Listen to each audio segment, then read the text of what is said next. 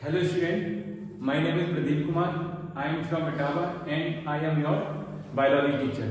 Today we will discuss the cell, basic unit of life. इसमें हम देखेंगे cell क्या है, सेल के टाइप्स, सेल का स्ट्रक्चर एंड सेल ऑर्गेनेल्स। और ऑर्गेनेल्स को हम ट्रिक के माध्यम से सीखेंगे, याद करेंगे इसको, इनकी इंपॉर्टेंस और इनके फंक्शंस को। तो सबसे पहले समझते हैं सेल को बेसिक यूनिट कैसे क्यों कहते हैं, इसको एक एग्जांपल के थ्रू समझते हैं। जैसे जब घर बनता है ना, तो सबसे छोटी छोटी चीज क्या लगती है उसमें, ईंट लगती है, ब्रिक लगती है। तो ब्रिक को हम घर के लिए क्या बोलते हैं, बेसिक यूनिट। बेसिक मतलब मिनिमम और यूनिट, ठीक है, बेसिक यूनिट बोलते हैं। और जब ये ब्रिक्स मिलती है तो एक ऐसी मिलती जाती है तो एक घर बन जाता है, ठीक है। इसलिए ब्रिक्स को बोलते हैं बेसिक यूनिट। दूसरा एग्जांपल देखते हैं, ये बचपन में हम लोगों ने खेला होगा ब्रिक पजल। ये देखो ब्लॉक पजल। ये देखो डिफरेंट ब्लॉक्स हैं और इन्हीं ब्लॉक्स को मिलाकर ये देखो स्ट्रक्चर बना है, एक बिल्डिंग लाइक स्ट्रक्चर है, स्ट्रक्चर बना है। ये ब्लॉक्स डिफरेंट स्ट्रक्चर बना देते हैं। ऐसी सेल्स, जब सेल्स मिलती है तो डिफरेंट स्ट्रक्चर बना देते हैं, जैसे बैक्टीरिया, ह्यूमन,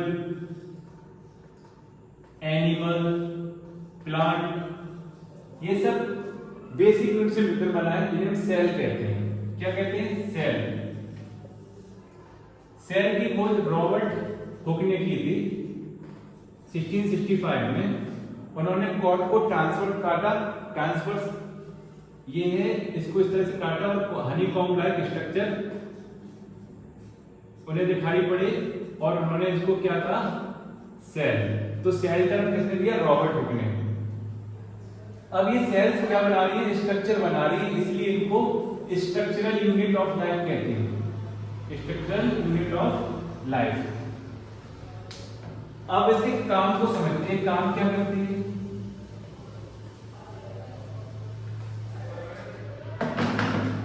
सपोज ये सेल है, लाइफ जीवित रहने के लिए कुछ एक्टिविटी चाहिए होती है। वो कौन कौन सी एक्टिविटी चाहिए, हमें चाहिए डाइजेशन चाहिए, रिप्रोडक्शन, एक्सक्रीशन, ये सभी एक्टिविटी सेल में होती हैं। और सेल क्या, बेसिक यूनिट।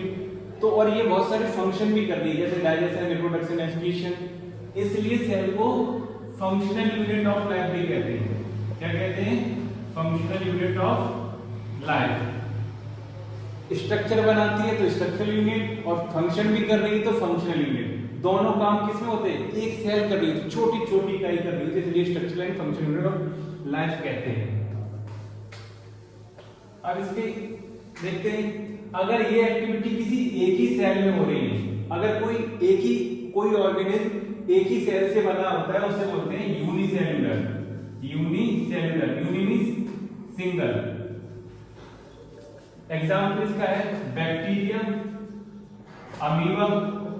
ये सारी एक्टिविटी एक ही सेल में हो रही है और ये कंप्लीट आप में एक ऑर्गेनिज्म है। इसको इस तरह देख सकते हैं, ये है बैक्टीरिया, ये कंप्लीट अपने आप में एक ऑर्गेनिज्म है, सारी सभी एक्टिविटी होती है, रिप्रोडक्शन, डाइजेशन, एक्सक्रीशन, सब इसी में होती है, इसलिए इसको यूनिसेल्युलर बोलते हैं।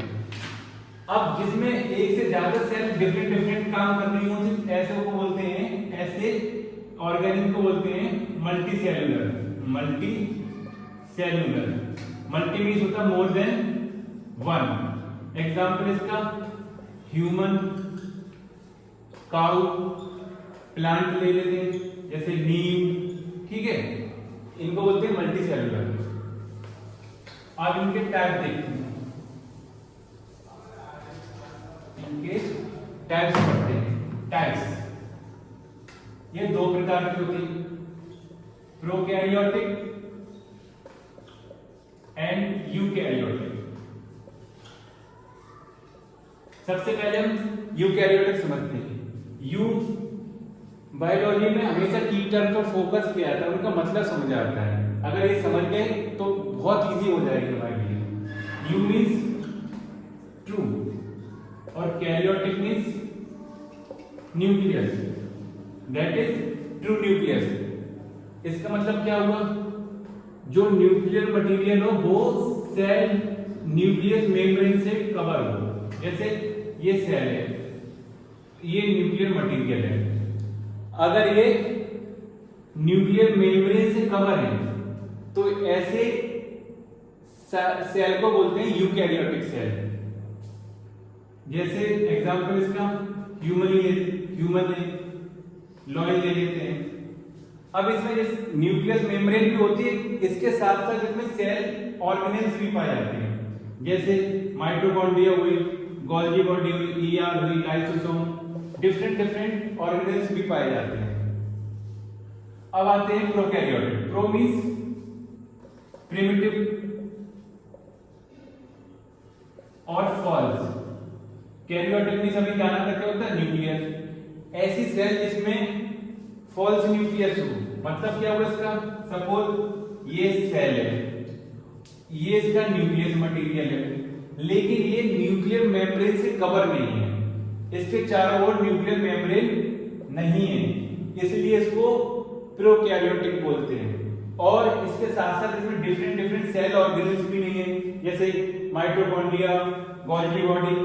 इसलिए बहुत सिंपल देख सकते हैं आप, बैक्टीरिया एक प्रोकैरियोटिक सेल है। देखिए इसमें न्यूक्लियर मटेरियल पूरी सेल में ऐसे ही फैला है, इसके चारों तरफ न्यूक्लियर मेम्ब्रेन नहीं है और वो सेल ऑर्गेनेल्स भी नहीं है, इसलिए इसको प्रोकैरियोटिक प्रिमिटिव सेल है। वही दूसरी देखिए यूकैरियोटिक, इसमें डिफरेंट सेल ऑर्गेनेल्स हैं और डिफरेंट काम करते हैं और ये बहुत कॉम्प्लेक्स है। अब इसके स्ट्रक्चर को समझते हैं।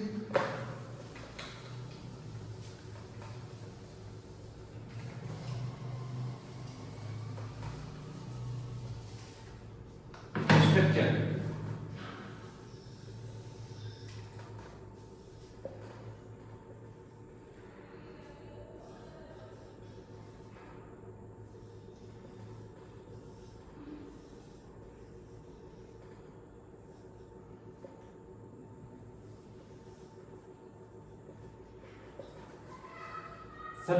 सबसे बाहरी लेयर होती है, उसे बोलते हैं सेल मेम्ब्रेन। इनको हम अभी ट्रिक से याद करें, सेल मेम्ब्रेन। दूसरा है माइटोकॉन्ड्रिया, इसके अंदर जो मटेरियल पड़ा होता है उसे बोलते हैं cytoplasm, chloroplast, ER endoplasmic reticulum, Golgi body और एंजाइम्स होते हैं इसमें। ठीक है, ये है वैक्यूम, ठीक, लाइसोजाइम, लाइसोसोम। ठीक है, ये डिफरेंट सेल ऑर्गेनेल्स हैं, इनको हम एक ट्रिक के माध्यम से याद करते हैं। तो सेल का सबसे बाहरी लेयर होती है वो उसे बोलते हैं सेल मेम्ब्रेन। सेल मेम्ब्रेन जब कोई चीज किसी का प्रोटेक्शन करती है तो वो ये देखती हो किसको आना है किसको नहीं आना है। तो सेल मेम्ब्रेन क्या करती है, ये सिलेक्शन करती है। किसका सिलेक्शन करती है, कौन कौन से मटेरियल सेल के अंदर जाने हैं और कौन से बाहर आना है। जैसे CO2 को बाहर जाना है, O2 को अंदर आना है।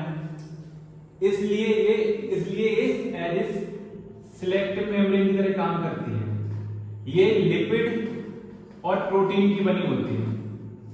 ठीक, मेम्ब्रेन का काम क्या होता है, किसी मेम्ब्रेन का काम है तो ढकना, किसको, बाहर जो भी अंदर चीज है उनको बाहर से ढकना, इसलिए इसको सेल मेम्ब्रेन कहते हैं। अब दूसरा क्या समझते हैं, माइटोकॉन्ड्रिया। माइटोकॉन्ड्रिया को बोलते हैं energy house of the cell, energy house. अब एनर्जी होगी, ताकत होगी तो कैसा बन जाएगा, माइटी। माइटोकॉन्ड्रिया को हम किससे याद कर सकते हैं, माइटी। माइटी मींस ताकतवर। तो ताकतवर कब बनोगे, जब तुम्हारे पास एनर्जी होगी। ठीक है, दूसरा अगला पढ़ते हैं इसमें साइटोप्लाज्म। साइटो मींस जब भी साइटो लग जाए तो समझ लो सेल की बात होगी। प्लाज्म मींस होता है फ्लूइड, अब फ्लूइड होगा तो बाहर तो होगा नहीं, किसी मेम्ब्रेन के अंदर होगा, तो साइटोप्लाज्म मतलब जो सेल मेम्ब्रेन के अंदर जो भी फ्लूइड है उसको बोलते हैं साइटोप्लाज्म। अब आते हैं वैक्यूल्स पे। वैक्यूल्स का कार्य होता है स्टोरेज का। ये किसका स्टोरेज करती है? वाटर का करती है, मिनरल्स होंगे उनका करेंगे, जो भी चीज है उनका वो स्टोरेज करती है। अब स्टोरेज करने के लिए हमें जगह चाहिए। जगह का मतलब क्या होता है? खाली होनी चाहिए, वैक्यूम। इसको वैक्यूल्स को हम वैक्यूम से याद कर सकते हैं। अगला है गोल्गी बॉडी। गोल्गी बॉडी को, गोल्गी की स्पेलिंग होती है GO, यहां से याद कर सकते हैं GO, गो। हमारे यहाँ फूड डिलीवरी वाले आता है, वो क्या करता है? फूड को पैकेज करता है, फिर ट्रांसपोर्ट करता है। ऐसी गोल्गी बॉडी क्या करती है? प्रोटीन को और जो भी लिपिड हुए और एंजाइम्स उनको क्या करती है? पैकेज करती है और ट्रांसपोर्ट करती है। इसलिए इसे post office of the cell बोलते हैं। अगला है ER को एक्सप्रेस रोडवे की तरह याद कर सकते हैं। रोडवे डिफरेंट डिफरेंट मटेरियल की बनी होती है। अब ऐसी ERB, अगर इस पे राइबोसोम है तो ये रफ ER होगी।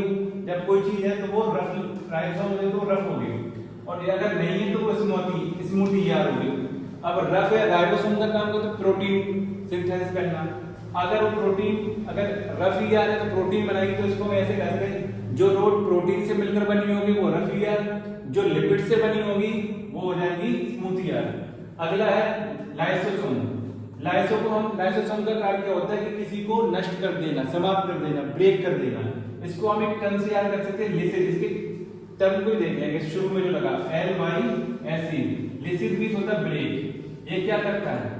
जो बैक्टीरिया हुआ या सेल के जो भी डेड मटेरियल को नष्ट कर देना, और कभी कभी सेल डैमेज हो जाती है तो उसको भी ये नष्ट कर देता है। इसलिए इसे societal death of the cell भी बोलते हैं, क्योंकि कभी कभी ये सेल को ही नष्ट कर देता है अगर सेल डैमेज हो जाती है। बैक्टीरिया को खा लेता है। लिसिस से इसको याद कर सकते, लाइसोसोम लिसिस से। अगला है क्लोरोप्लास्ट। क्लोरो, जब भी क्लोरो आ जाए, क्लोरो का मतलब होता है कलर। ये प्लांट में पाया जाता है, कैसा? हरा होता है। ये डिफरेंट डिफरेंट कलर के हो सकते हैं। क्लोरो मींस कलर से याद रखेंगे। ये प्लांट में पाया जाता है, एनिमल्स में नहीं पाया जाता है। इन ट्रिक से हमने डिफरेंट डिफरेंट सेल ऑर्गेनिल्स को और उनके फंक्शन को याद कर लिया।